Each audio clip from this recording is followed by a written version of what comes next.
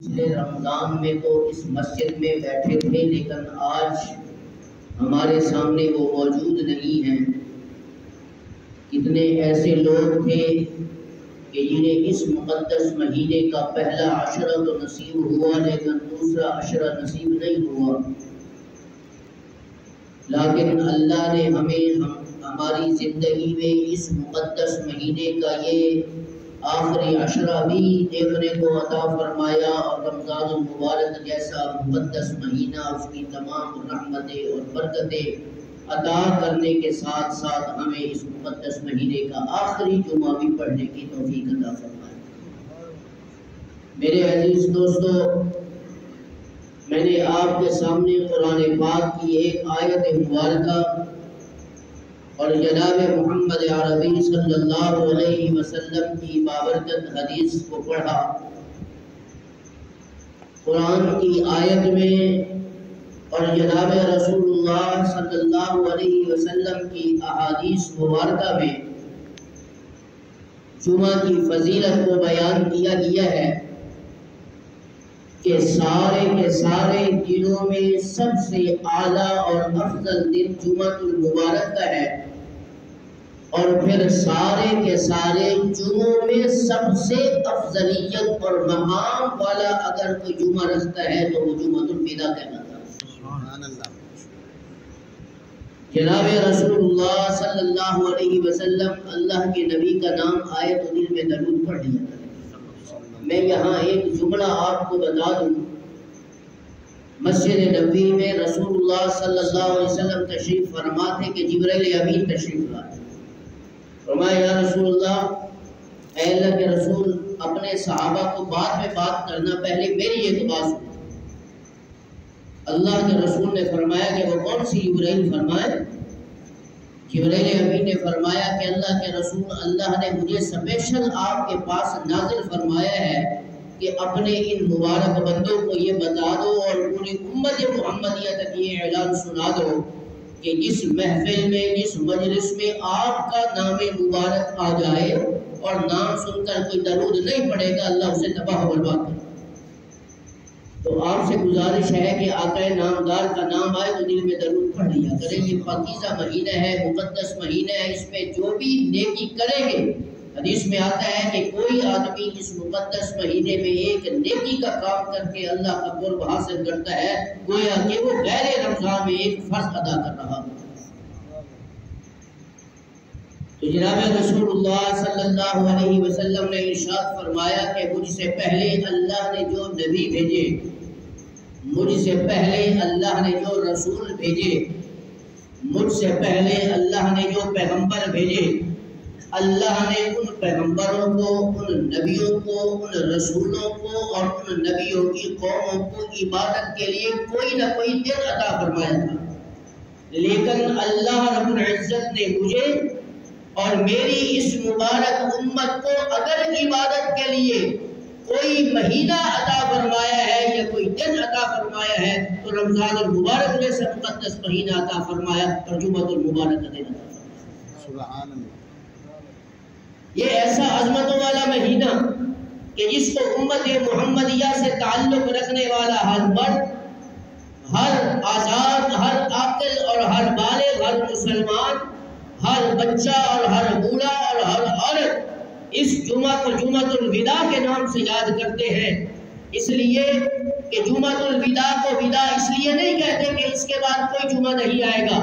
جمعے تو بہت آئیں گے، مہینے بھی بہت آئیں گے، لیکن اس جمعہ المبارک کو جمعہ الوداع اس لیے کہا جاتا ہے کہ پچھلے سال جنہوں نے جمعہ الوداع ادا کیا تھا، آج وہ اس مقدس مہینے میں یہ جمعہ نہیں انہیں نصیب ہو رہا، پتہ نہیں ہمیں بعد میں آنے والا جمعہ الوداع رمضان المبارک کا ملے گا یا نہیں ملے گا، لیکن اللہ کے نبی نے فرمایا کہ اس مقدس مہینے کو اس انداز کے ساتھ رخصت کرے کہ زندگی کا پتہ نہیں، کہ پتہ نہیں یہ لمحات ہمیں ملیں گے یا نہیں ملیں گے، یہ برکتیں ملیں گی یا نہیں ملیں گی، یہ سعادتیں ملیں گی یا نہیں ملیں گی، یہ تراویح ملیں گی یا نہیں ملیں گی، یہ روزے ملیں گے یا نہیں ملیں گے، قرآن پڑھنے کی سعادت ملے گی یا نہیں ملے گی، لیلۃ القدر کی بابرکت اور مقدس رات پتہ نہیں ہمیں یہ ملے ملے گی، یہ نہیں ملے گی۔ اس مقدس مہینے کے آخری جمعہ کو ساری انسانیت، سارے مسلمان جو اپنے نبی کی سیرت پہ عمل کرتے ہیں،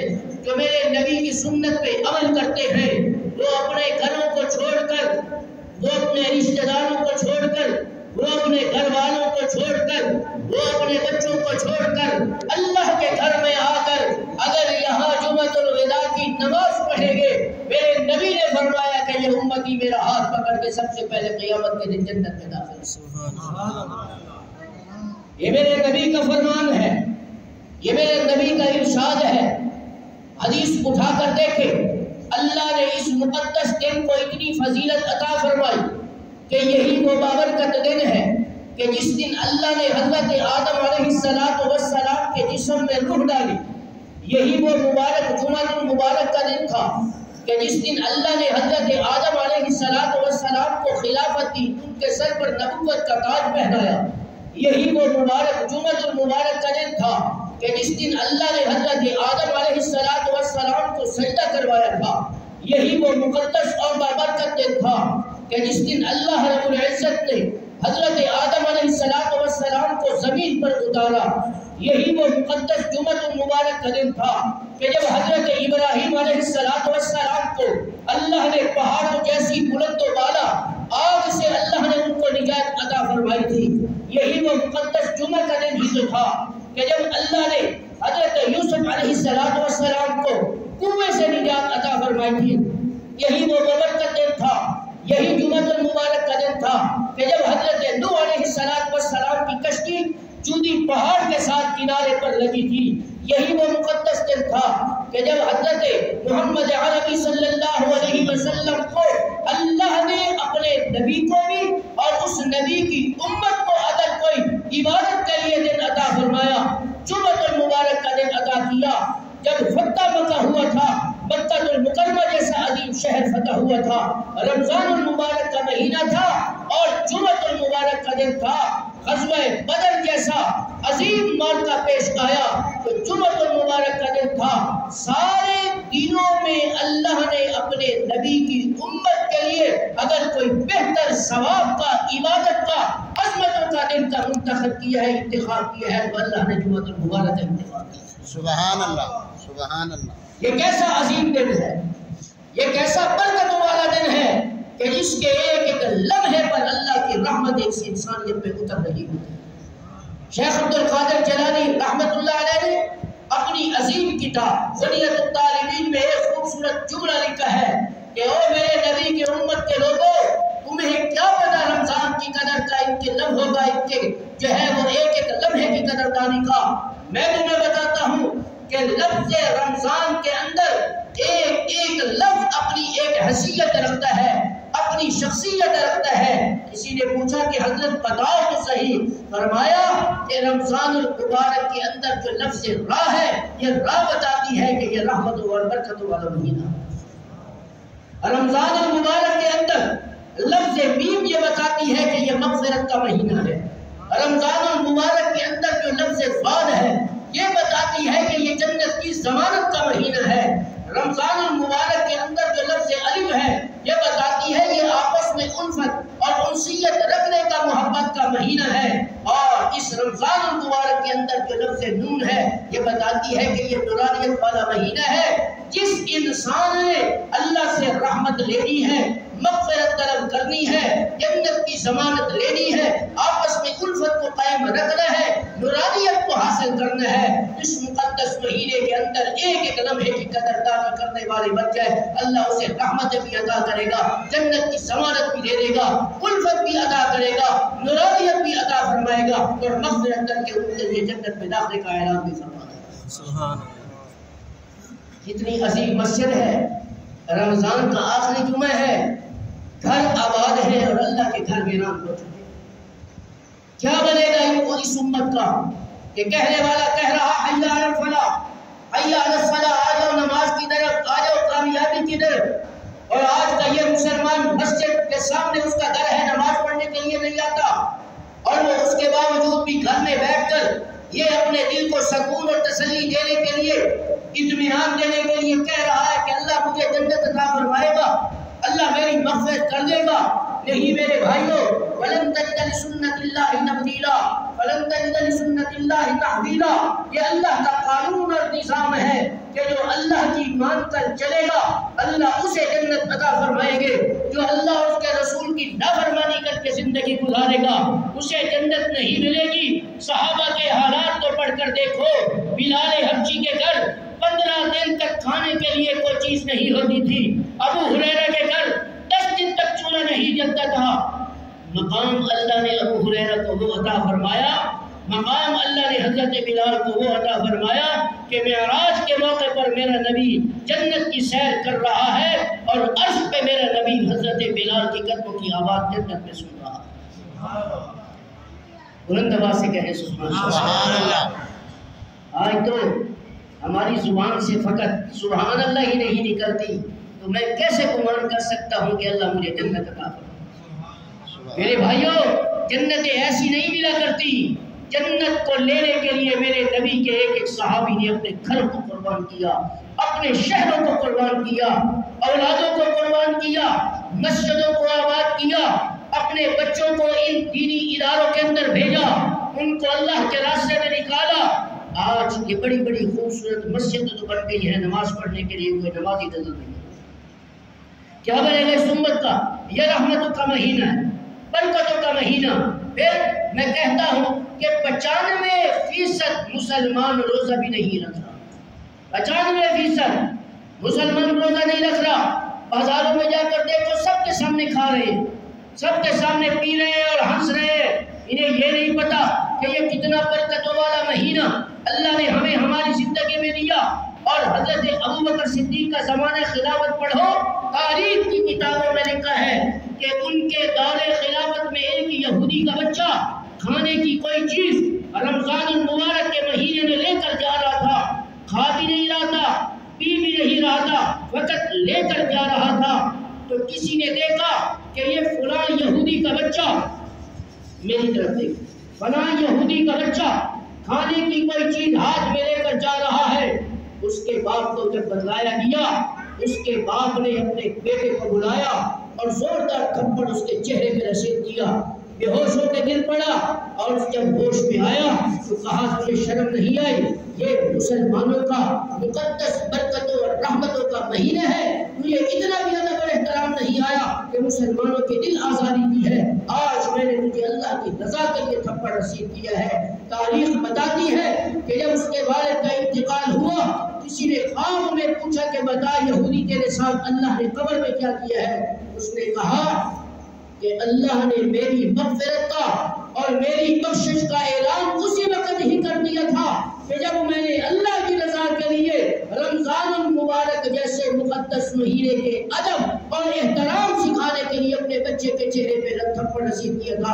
اللہ نے اسی دن میری یہ ادا ایسی پسند کی کہ میری مغفرت کا اعلان کر کے میرے لیے جنت میں داخلے کا اعلان کر دیا۔ سبحان اللہ۔ اور آج ہم نبی پاک کی امت کے ہو کر بھی 95% آج کے مسلمان روزہ نہیں رکھتے۔ کیا بنے گا اس امت کا؟ یہ جمعۃ الوداع چل رہا ہے۔ حدیث میں آتا ہے کہ قیامت کے دن ایک میدان ہوگا، میدان حشر میں لگے گا، اس کو میدان مزید کہا جاتا ہے۔ اس میدان مزید کے اندر ساری انسانیت کو جمع کیا جائے گا۔ وہاں نبی بھی ہوں گے، وہاں صدیقین بھی ہوں گے، وہاں شہداء کا مجمع بھی ہوگا، وہاں صالحین کا مجمع بھی ہوگا، ساری انسانیت وہاں موجود ہوگی۔ اللہ اس سارے مجمع کے درمیان میں نور کی کرسیوں کے اوپر وہاں جو منبر رکھے جائیں گے، میرا رب وہاں اس کرسی پر جو نور کی کرسی ہوگی ان پر جلوہ افروز ہوں گے۔ حدیث کی کتاب اٹھا کر دیکھیں، میرے نبی نے فرمایا کہ میرا رب ان تمام لوگوں کے درمیان اس انداز کے ساتھ کرسی پر بیٹھے گا کہ جو دور سے دور آدمی بھی بیٹھے گا وہ بھی اس طرح بیٹھ کر اپنے رب کا دیدار کر رہا ہوگا جیسے کہ کوئی پہلی صف پر بیٹھ کر خطیب کی بات پہلی صف میں سن رہا ہوگا۔ اسی بات کو سامنے رکھتے ہوئے مولانا قاری طیب صاحب رحمۃ اللہ علیہ نے ایک جملہ خوبصورت کہا کہ جو مسلمان جمعۃ المبارک کی پہلی آذان سن کر پہلی صف میں بیٹھ کر خطیب کے سامنے بیٹھ کر پہلی مرتبہ وہاں پہنچے گا اور اس کی بات کو سنے گا قیامت کے دن بھی حشر کے میدان جب اللہ ہر 7ویں دن اپنے بندوں کو اپنا دیدار کروائیں گے. وہ بندہ جو پہلی صف میں آ کر خطیب کی بات سنتا تھا وہ قیامت کے دن بھی پہلی صف میں بیٹھ کر اپنے رب کی زیارت کرے. یہ آواز کہاں تک جا رہی ہے؟ اور مسجد کی صفیں بھی دیکھو، یہ انسانیت کہاں چلی گئی، یہ لوگ کہاں جا رہے ہیں، اس امت کا کیا بنے گا. اور میرا نبی آپ کے لیے رمضان کا مہینہ ہے، مسجد ہے، بات فرماتے حشر کا میدان ہے، میدان عرفات ہے. رسول اللہ صلی اللہ علیہ وسلم 5 گھنٹے مسلسل اس مبارک امت کے لیے رو کے دعا مانگ رہے ہیں. سبحان اللہ. کیا کہہ رہے ہیں؟ یا رب ارحم امتی، اے اللہ میری اس امت پہ رحم فرما دے.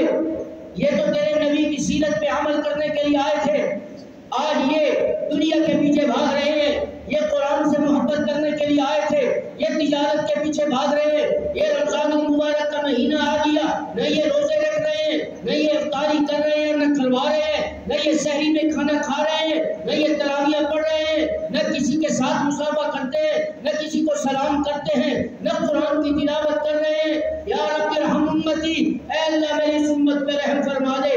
آپ حدیث کو اٹھا کر دیکھو، میرے نبی 5 گھنٹے حضرت حسن بصری رحمۃ اللہ علیہ فرما رہے ہیں جو میرے نبی کی امت کے لوگوں کوئی ہے انسانیت میں کھڑا ہو کر تو یہ بتلا دے کہ کوئی ماں ایسی ہے جو اپنی اولاد کے ساتھ کتنا پیار اور محبت کرتی ہے.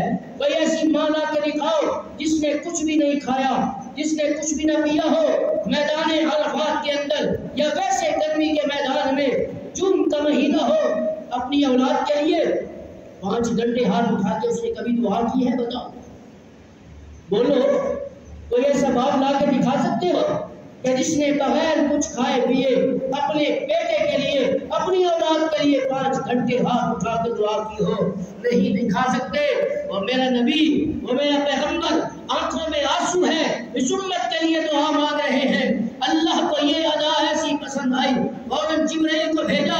جاؤ جبرائیل، میرے نبی نے کچھ نہیں کھایا، میرے نبی نے کچھ نہیں پیا، جون کا مہینہ ہے، گرمی ہے، جاؤ میرے نبی سے پوچھو. میں نے تو تجھے سارے نبیوں کا نبی بنا کر بھیجا تھا، میں نے تجھے سارے رسولوں کا رسول بنا کر بھیجا، میں نے تمہیں سارے پیغمبروں کا پیغمبر بنا کر بھیجا.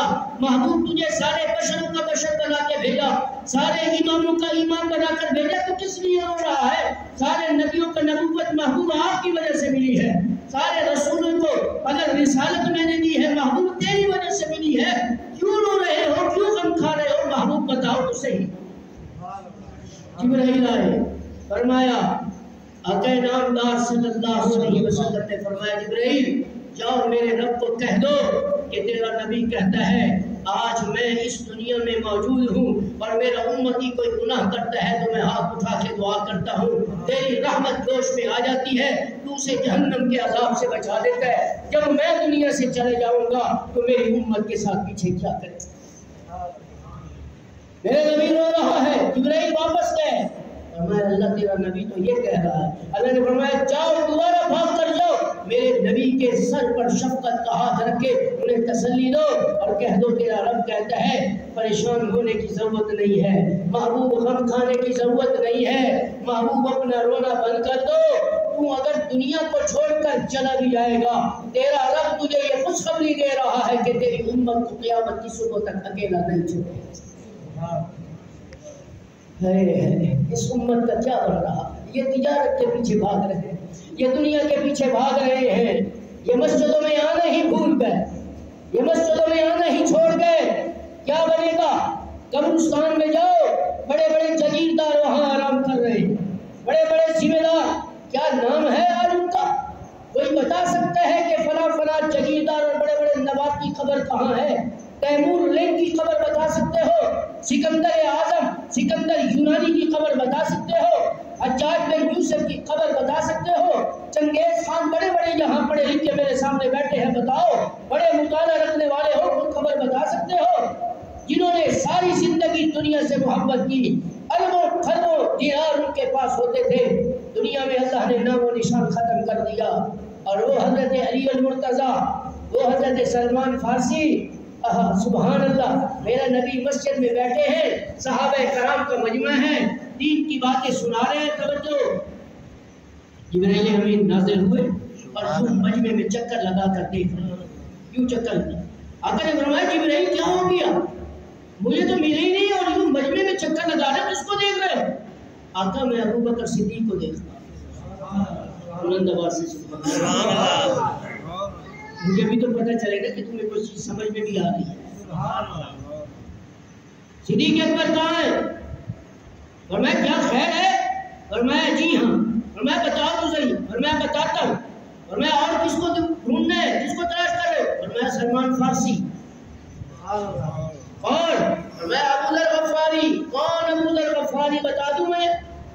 آقا نامدار صلی اللہ علیہ وسلم نے فرمایا کہ وہ میرے صحابہ، ساری دنیا کے غوث، کتب، ابدال، ولی، محدث، مفسر، سارے عبادت گزار مل جائے، ان ساروں کی عبادت ایک طرف، میرے ادنی سے ادنی صحابی ابو ذر غفاری کی عبادت کا یہ سارے مل کر بھی مقابلہ نہیں کر سکتے۔ فرمایا کیا کرنا ہے؟ فرمایا جنت انہیں بلا رہی ہے۔ نہیں سمجھے؟ ہم راتوں کو بستروں کو چھوڑ کر مسجد میں آ کر اللہ سے مانگیں گے تو اللہ جنت دے گا نا۔ قرآن کو پڑھیں گے تو جنت ملے گی، رمضان کی قدردانی کریں گے تو جنت ملے گی، روزے رکھیں گے، تراویح پڑھیں گے، جمعہ کی نماز پڑھیں گے تو جناب جنت ملے گی۔ آخر ان صحابہ نے کون سا ایسا کام کیا تھا جنہیں جنت خود بلا رہی ہے؟ آقا نے فرمایا ابو بکر صدیق کھڑے ہو جاؤ، سلمان کھڑے ہو جاؤ، ابو ذر غفاری، سارے صحابہ یوں دیکھ رہے ہیں، فاروق اعظم بھی بیٹھے ہیں، حضرت علی اور مرتضیٰ بھی یمن سے دیکھ رہے ہیں، عثمان غنی جیسے جلیل القدر صحابہ وہاں موجود ہے۔ فرمایا یا رسول اللہ کون سے ایسے نیکی کا کام کر لیا ہے؟ فرمایا ہاں یہی تو وہ ابو بکر صدیق ہے کہ جب میں نے تبوک کے موقع پر ایک آواز لگائی تھی کہ مجھے چندے کی ضرورت ہے، ابو بکر نے تو سارا گھر سے مال اٹھا کر نبوت کے قدموں پہ نچھاور کر